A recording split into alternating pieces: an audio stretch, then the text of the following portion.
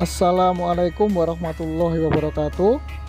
Berikut ini adalah cara pemeriksaan axial plate clearance pada crankshaft Volvo Truck FM370.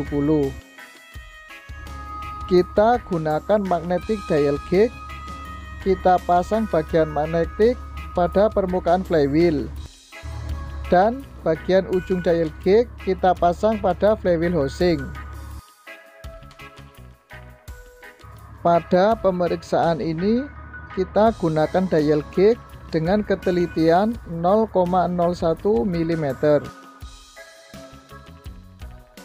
Selanjutnya kita bisa gunakan tire lever atau kunci sejenisnya untuk mencongkel atau menggerakkan crankshaft. Kemudian gerakkan crankshaft ke arah depan sampai posisinya mentok, dan posisikan jarum pada dial gauge di angka 0.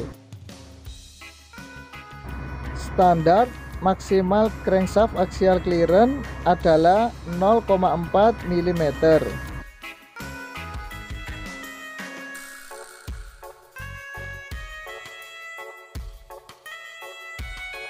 Hasil dari pengukuran crankshaft axial clearance adalah sebesar 0,30 mm. Artinya bearing pada crankshaft tersebut masih aman atau masih bagus.